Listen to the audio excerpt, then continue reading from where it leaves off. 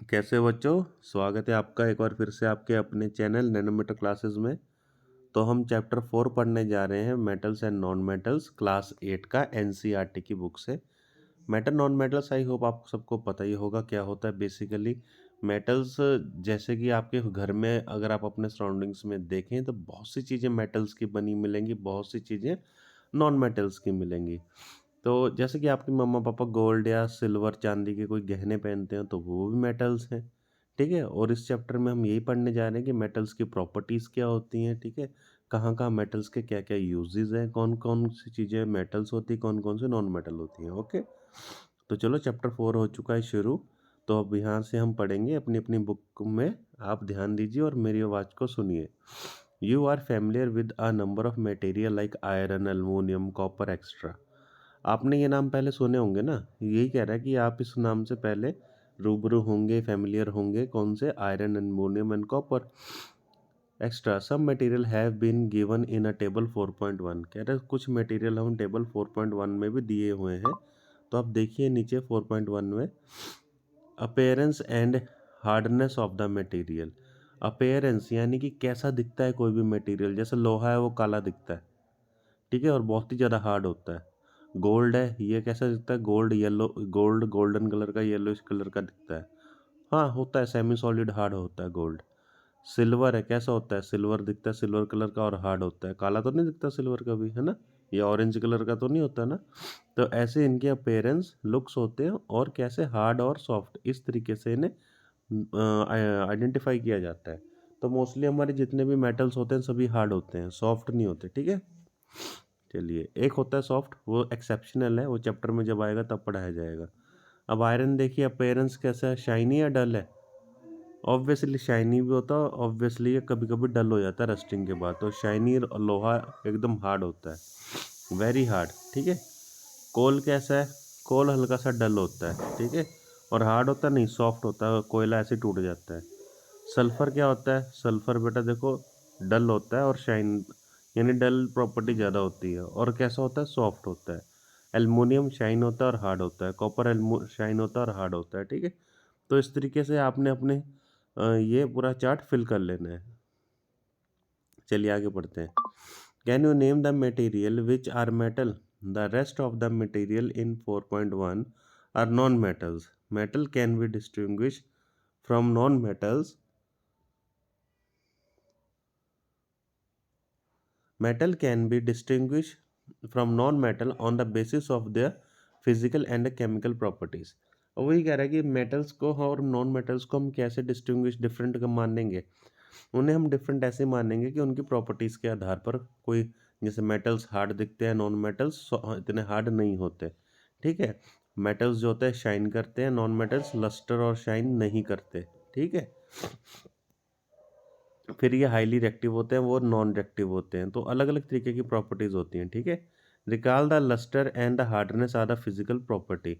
तो luster and क्या होते हैं? चमकदार। तो चमकना और हार्डनेस यानी हाथ लगा के पता लगाना सख्त है या सॉफ्ट है, ये उसकी फिजिकल प्रॉपर्टीज है। तो 4.1 physical property of the metal and non metal, अब हम ये पढ़ने जा रहे हैं। ठीक है, फिजिकल प्रॉपर्टी यानी वो कैसे दिखते हैं, कैसे होते हैं। You have ever seen a blacksmith beating an iron piece of an article made up of iron like a spade and a shovel and a axe. आपने देखा होगा मोस्टली जो लोहार होता है ना, आपने देखा होगा सड़क के किनारे बैठे रहते हैं अक्सर कई लोहार, और वो अब लोहे को पीटते रहते हैं बहुत देर तक। चाहे वो खुरपा बनाना चाहे, चाहे वो अपना कोई कुल्हाड़ी बनाए, उसे गर्म करते रहते, पीटते रहते हैं, गर्म करते रहते, पीटते रहते हैं। तो क्या समझ आता है कि जो मेटल की चीज़ें होती हैं हार्ड होती हैं, सॉफ्ट नहीं होती। Do you find a change in a shape of this articles on beating? आपको पता है जब लोहे की रॉड को गर्म कर करके बीट मारते रहते हैं, पीटते रहते हैं, मारते रहते हैं, तो उसकी शेप भी चेंज हो जाती है। Would you expect would you expect क्या आगे बढ़ेंगे? The similar change if you try the heat of A wooden log. कहते हैं जैसे लोहे को गर्म कर करके पीटते हैं और उसकी शेप चेंज हो जाती है, अगर लकड़ी को हम ऐसे गर्म कर करके पीटेंगे, बीट का मतलब होता है मारना, तो क्या उसकी शेप चेंज होगी? डेफिनेटली उसकी शेप टूट जाएगी। आप एक लकड़ी को हथौड़े से पीटेंगे तो वो टूट जाएगा, ठीक है, उसकी शेप चेंज नहीं होगी। Let us find out activity 4.1। अब हम एक्टिविटी 4.1 देखते हैं। Take a small iron nail, हमें एक छोटी सी लोहे की कील लेनी है। अ कोल ऑफ पीस, एक कोयले का टुकड़ा लेना है। A piece of thick aluminium wire, एक मोटी सी एल्युमिनियम की वायर लेनी है। And a pencil of lead, एक हमने पेंसिल लेनी, लेड पेंसिल जिससे आप लिखते हो ना, शॉर्प करते हो। Beat a iron nail with a hammer, अब आपने लोहे की कील को हथौड़े से मारना है, ठक ठक ठक ठक। But take a care that you don't hurt yourself in this process, लेकिन ध्यान से, अगर आप कील को हथौड़े से मार रहे हो तो इसको मारते हुए अब गलती से आप हथौड़ा अपने हाथ में मत मार लेना, चोट मत खा लेना, ठीक है। Try hit hard, hit hard, जोर लगा लगा के मारो, जोर लगा लगा के मारो, ठीक है। अब क्या होगा, beat an iron nail with hammer, जितना भी हो सके आप आयरन नेल को हैमर से मारिए, जोर जोर से मारिए, ओके। खाली कील को, लोहे की कील को ही क्यों, द अल्मोनियम वायर ऑल्सो, जो आपकी अल्मोनियम की वायर है उसे भी पीटिए। Then repeat the same kind of treatment on the coal piece, और अल्मोनियम की तार को पीटने के बाद जो कोयले का टुकड़ा है ना, कोल का पीस, उसे भी पीटिए। एंड अ पेंसिल लेड, और उसके बाद लेड की पेंसिल है उसे भी पीटिए लोहे के हथौड़े के साथ। रिकॉर्ड ऑब्जर्वेशन 4.2, अब बेटा इधर नीचे 4.2 में ऑब्जर्वेशन करनी है। तो देखो, object material iron nail coal piece aluminium wire pencil lead, ठीक है। Change in shape flatten break into pieces, तो देखो क्या हो गया, तो चेंज इन शेप में क्या हो गया, तो फ्लैट हो जाएगा, पिट पिट के छित छित के, ठीक है, या फिर उसकी शेप चेंज होगी, फ्लैट हो जाएगा, नहीं तो ब्रेक हो जाएगा, टूट जाएगा। आयरन नेल क्या होगा, ऑब्वियसली फ्लैट हो जाएगा, यानी वो चिप, उस पर जब हथौड़े बार बार लगेंगे तो उसकी शेप चेंज हो जाएगी, वो चपटा सा हो जाएगा। कोल पीस टूट जाएगा, break into pieces. Aluminium wire again, ये इसकी शेप चेंज हो जाएगी, ऐसे पतली सी हो जाएगी, ठीक है। तो आप अपने घर में करके भी देखना, पर अपने हथौड़े से अपने हाथ पे मत मार लेना। लेड पेंसिल टूट के 2-3 हिस्सों में हो जाएगी, ठीक है। तो हमने ये एक्टिविटी कर ली है, इस एक्टिविटी को आप भी घर पे करके देखिएगा, ठीक है। आगे पढ़ते हैं सेकंड पेज से। You saw that the shape of N iron nail and aluminium wire change on beating, आपने ये नोटिस किया होगा, अभी जो आयरन नेल है और आपकी एल्युमिनियम की वायर है उसकी शेप चेंज होगी जब उसे बीटिंग, यानी बीट मारना शुरू करा हथौड़े के साथ। If they were beaten harder this could be change into a sheet, अगर हम इसको और ज़ोर ज़ोर से और देर तक पीटते मारते तो ये एक शीट में चेंज हो जाते हैं, यानी कि चद्दर सी बन जाती, पतली सी, बारीक सी, छोटी सी। You might be familiar with the silver foil, जैसे आपके घर में खाना खाने वाली होती है ना सिल्वर की फॉयल, चांदी कहते हैं, जिसमें खाना पैक होता है, टिफ़िन लेके जाते हो स्कूल में, एकदम वैसी बारीक सी लोहे की और एल्युमिनियम की क्या बन जानी थी, फॉयल बन जानी थी। Use for decorating a sweets, अच्छा, एक ये डेकोरेटिंग ऑफ स्वीट्स मतलब ये सोने का वर्क और चांदी के वर्क की बात कर रहे हैं। आपने कभी बर्फ़ी खाई हो या फिर कोई ऐसी मिठाई खाई हो जिसके ऊपर सिल्वर कलर की एक लेयर बनी रहती है, तो वो चांदी का वर्क होता है, ठीक है। यानी वो चांदी के टुकड़े को पीट पीट के पतली सी चादर बनाई होती है जो हमारे खाने के काम आती है, ठीक है। तो मिठाई के ऊपर वो होते हैं ना, सिल्वर कलर लगा होता है, वो सिल्वर कलर नहीं होता, वो चांदी का टुकड़ा होता है, इसे बारीक पीट पीट के, ऐसे हथौड़े से पीट पीट के पतला सा करते हैं, ठीक है। तो डेकोरेशन ऑफ द स्वीट्स के ऊपर वो काम आता है। You must also be a familiar with the aluminium foil use for a wrapping food, तो आप उस एल्युमिनियम फॉयल को भी जानते हैं जिसका हम अभी जिक्र कर रहे थे, खाना पैक करने के काम आता है, वो भी इसी मेथड से पीट पीट के बनता है। The property of metal by which they can be beaten into a thin sheet is called malleability, तो वन वर्ड क्वेश्चन है भाई, मेलिबिलिटी क्या होता है भाई, जब हम किसी मेटल के पीस को पीट पीट के एक थिन शीट में कन्वर्ट करते हैं उसे मेलेबिलिटी कहते हैं। तो वन वर्ड क्वेश्चन भी बनता है भाई, मेलेबिलिटी क्या होता है, और ये प्रॉपर्टी भी है किसकी, मेटल की, यानी मेटल को आप पीट पीट के थिन शीट में कन्वर्ट कर सकते हो, और जिस कुछ चीज़ को आप थिन शीट में कन्वर्ट करते हो उसे बोलते प्रोसेस को मेलेबिलिटी, ठीक है। वो मेलेबल होता है, यानी malleability. This is a characteristic property of metal, इसे भी अंडरलाइन करो, यानी कि प्रॉपर्टी किसकी है, मेटल की है। As you have notice material like coal and pencil lead do not show this property, और ये आप जानते हैं कि इस प्रॉपर्टी को और कोई सा भी मेटल नहीं दिखा पाया, और कोई सा भी प्रोडक्ट नहीं दिखा पाया, जैसे आपका कोल और लेड पेंसिल था। ठीक है, can we call this metals, क्या हम इनको मेटल्स बोलेंगे? कभी नहीं बोलेंगे बेटा। मेटल होते तो वो भी थिन शीट में कन्वर्ट हो जाते बीट करने के बाद, पीटने के बाद। Can you hold a hot metallic pan which is without an plastic और a wooden handle and not get hurt? कहते क्या आप एक गरम गरम मेटेलिक पैन को अपने हाथ से पकड़ सकते हैं जिसमें आप खाना बनाते हैं, और उसमें कोई प्लास्टिक का हैंडल भी नहीं लगा हुआ, कोई लकड़ी का भी हैंडल नहीं लगा हुआ, और जब हैंडल नहीं लगा और आपको कोई नुकसान भी नहीं हुआ? ऐसा हो सकता है? चलो पढ़ते हैं। Perhaps not, why? नहीं भैया, कभी नहीं कर सकते। अब वो पूछता है क्यों नहीं कर सकते? Try to list some other experiences in which the wooden और plastic handle protect you from being hurt while handling hot things. वो कहता है कि एक तरीके से आप थोड़ा एक्सपीरियंस लीजिए कि लकड़ी या प्लास्टिक हैंडल करते हुए वो आपको प्रोटेक्ट करे और आपका हाथ जलने से बच जाए। कह रहा कुछ एक्सपीरियंस लीजिए। कहना on the basis of this experiences what can you say about the conduction of heat by the wood and plastic. कहता अगर यही एक्सपीरियंस है तो इसके आधार पर आप एक बात समझिए, एक प्रोसेस है कंडक्शन ऑफ हीट। और क्या होता है इलेक्ट्रिसिटी, जो हीट होता है ना, सॉरी इलेक्ट्रिसिटी कह दिए, जो हीट होती है वुड अपने अंदर उसको ऑब्जॉर्व कर लेती है। क्लियर है? वो अपने अंदर से उसको हीट अप नहीं होने देती, यानी वो उसके साथ प्रॉपर्टी नहीं दिखाती मेटल वाली। अगर आपका तवा गर्म है और आप गर्म तवे को हाथ लगाओगे तो ऑब्वियसली जलेगा, बट अगर उसका हैंडल लो प्लास्टिक का या वुड का है तो आपका हाथ कभी नहीं जलेगा, क्योंकि वो नॉन कंडक्टर्स होते हैं हीट के भी, इलेक्ट्रिसिटी के, हीट के, और वो फायर के तो गुड कंडक्टर होते ही हैं। ठीक है, आग तो उनमें लग जाती है बट वो गर्म नहीं होते जल्दी से। ठीक है, you must have seen an electrician using an screwdriver. Why, what kind of handle does it have? Why? Let us find out. आपने हमेशा अपने घर में जब इलेक्ट्रिशियन आता है तो उसका स्क्रू ड्राइवर भी देखा होगा, पेचकस हो, जिसका एक तरफ प्लास्टिक का होता है। क्यों होता है? इजीली भाई प्लास्टिक अपने में से करंट पास नहीं होने देता, है ना। और इसी वजह से लोहा, जो स्क्रू ड्राइवर होता है वो स्टील का या लोहे का होता है, और जब वो उससे तारे चेक करता तो तारों के थ्रू करंट आ जाता उसमें, लेकिन वही करंट प्लास्टिक के थ्रू मैकेनिक को, इलेक्ट्रिशियन को नहीं लग पाता। एक्टिविटी 4.2। अब देखिए यहाँ पे क्या शरारत करिए। यहाँ पे इन्होंने एक सेल लिया है, सेल के साथ नेगेटिव टर्मिनल है, एक पॉजिटिव टर्मिनल है। तो नेगेटिव पॉजिटिव पे एक वायर बांध दी, फिर उस वायर को एक कील के साथ बांध दिया, फिर उस कील को और नेगेटिव टर्मिनल वाले कील की वायर को किसके साथ करा? बल्ब के साथ चिपका दिया। अब वो क्या कर रहा है? ग्लो कर रहा है। देखो दिख रहा है ना ग्लो करता हुआ एकदम। अब अगर वो ग्लो कर रहा है तो जाहिर सी बात क्या हो गई कि वो करंट पास कर रहा है।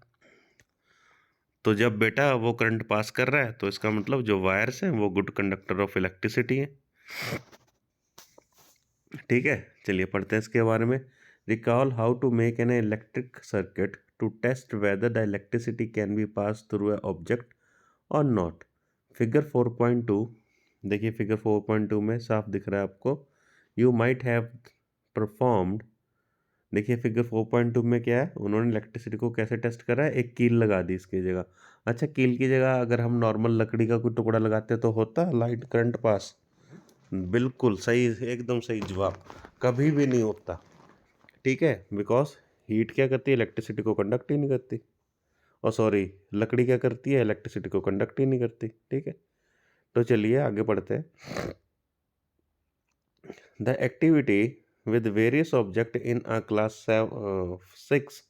Now repeat the activity with the material mentioned in a table 4.3. Observe and group these material into good conductor and a poor conductor.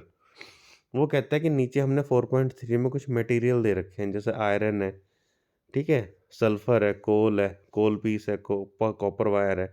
कहता है इन सभी मटेरियल्स को ये जो कील है ना इसकी जगह रख रख के देखना है और चेक करना है कि बल्ब ग्लो करेगा या नहीं करेगा।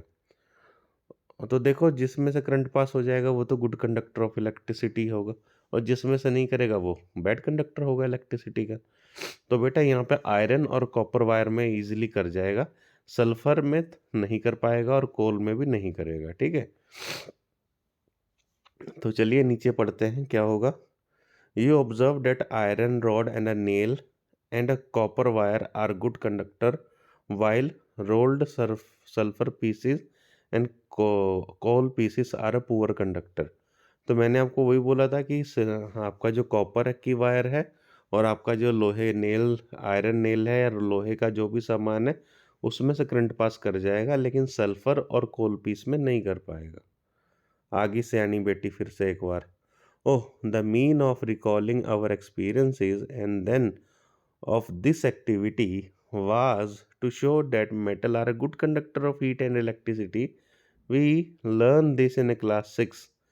अब ये देखो ऐसे जब बन के दिखाई जा रही है, कह रही हमें तो एक्सपीरियंस है पहले से ही, हमने तो पढ़ रखा है ये क्लास 6 में ही, सर पता नहीं क्यों 8th में भी यही पढ़ाई जा रहे हैं। तो भैया हम तो पढ़ाएंगे, पढ़ना है पढ़ो, नहीं तो ना पढ़ो, ओ बाद में करना। चलिए आगे बढ़ते हैं।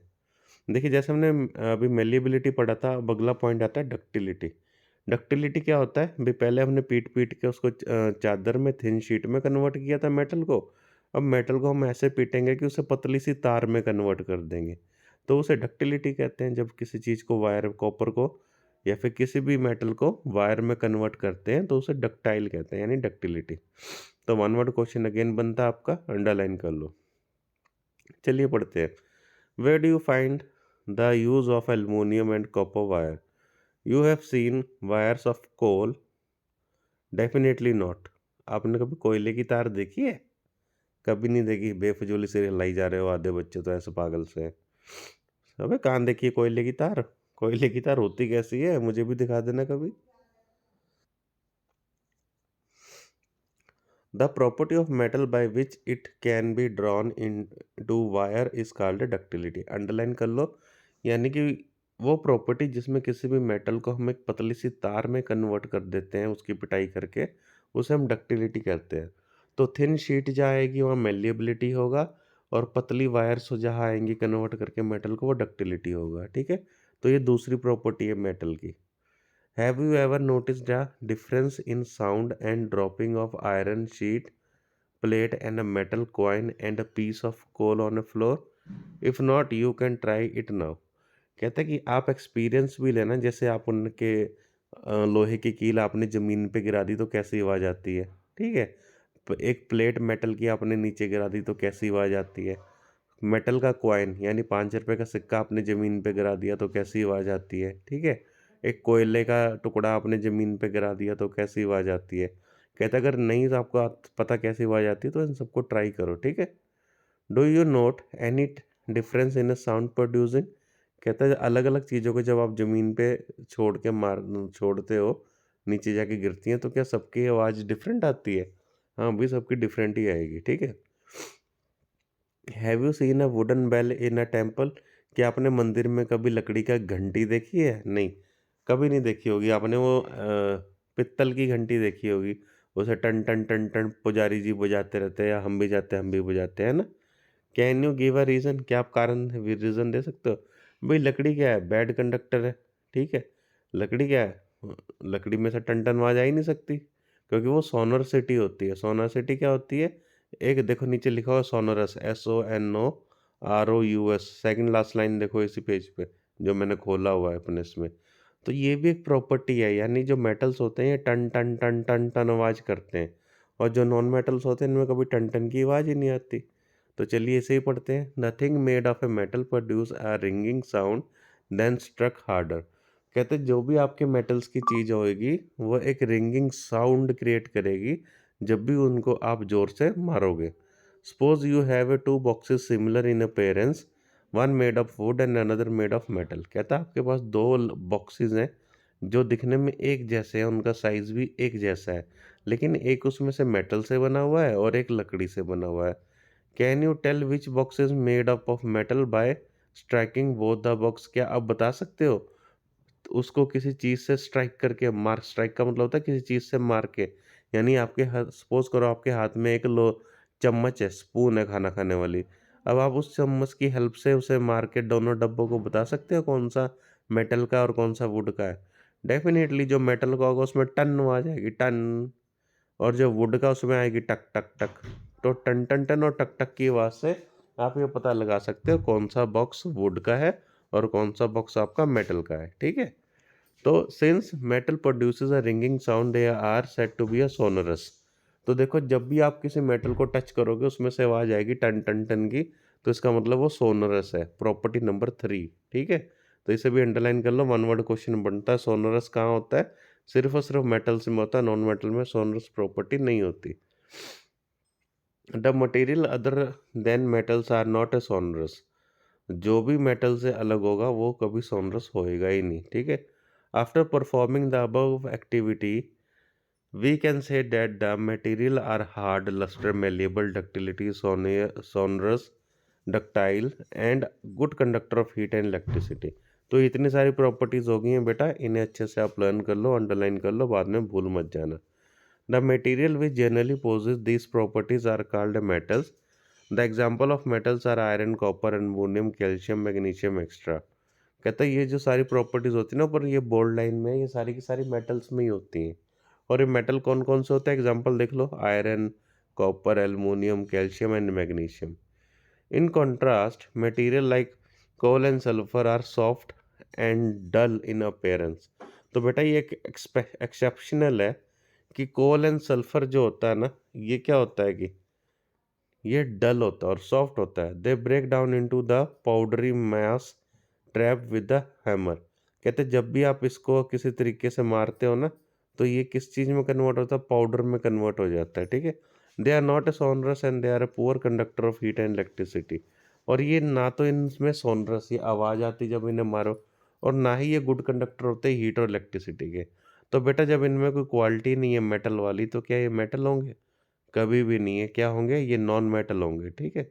तो आपको नॉन मेटल्स भी क्या होते हैं समझ आ गया भाई, जिनमें मेटल्स वाली कोई प्रॉपर्टी नहीं होती, जैसे डक्टिलिटी, सोनरिटी, ठीक है? और क्या मेलिबिलिटी और good conductor of heat and electricity, ये है ही नहीं, तो ये सारे क्या है? Non metals. The example of non metals are sulphur, carbon, oxygen, phosphorus extra, ठीक है? तो बच्चों यहाँ तक आज हमने पढ़ लिया है, इसे आप अच्छे से समझिए चैप्टर को। और ये लास्ट लाइन हम फिर से पढ़ लेते हैं, जो ये कलरफुल हो रखी है। Metals like sodium and potassium are a soft and can be cut with a knife. Mercury is a only a metal which is found in a liquid state at a room temperature, these are exceptions. ये बनते हैं one word question बेटा, खतरनाक वाले। ये पूछेगा Mercury metal है non metal है? आप बोलोगे भाई मेटल्स तो हार्ड होते हैं, बट मरकुरी एक ऐसा मेटल है जो लिक्विड फॉर्म में होता है, ठीक है? सोडियम और पोटेशियम एक ऐसा मेटल है जो हार्ड नहीं होते, सॉफ्ट होते हैं। इतने सॉफ्ट होते हैं बर्फी की तरह, आप इन्हें काट भी सकते हो चाकू से। तो ये 2-3 एक्सेप्शंस हैं, इन्हें आप अच्छे से अंडरलाइन कर लीजिए, पहले ही बॉक्सेस में है कि अगर आपसे कोई पूछे भी कोई ऐसा मेटल जो लिक्विड फॉर्म में हो, तो मरकुरी। कोई ऐसा मेटल जो कि चाकू से काट दिया जाए, तो sulphur sorry, sodium and potassium, ये चाकू से काट दिए जाते हैं। तो बच्चों उम्मीद रखता हूँ कि आपको ये अच्छे से समझ आया होगा, जो चैप्टर हमने जितना ही पढ़ा है। और प्रीवियसली आप इस पूरे चैप्टर को एक बार वीडियो को अच्छे से देख लीजिए, और ये फर्स्ट वीडियो है इस चैप्टर की। एंड अगर आपका कोई क्वेश्चन है रिलेटेड जो आपको नहीं समझ में आया, तो आप कौन से मिनट पे कौन से सेकंड पे बात समझ नहीं आई, इसका आप कमेंट बॉक्स में मेंशन कीजिए, आपको आपका क्वेश्चन का आंसर मिल जाएगा। ठीक है बच्चों, नेक्स्ट वीडियो हम कल डालेंगे, और जुड़े रहिए नैनोमीटर क्लासेस के साथ, आपको आपकी पसंदीदा चैप्टर्स के बारे में पढ़ने के लिए। Good night, take care.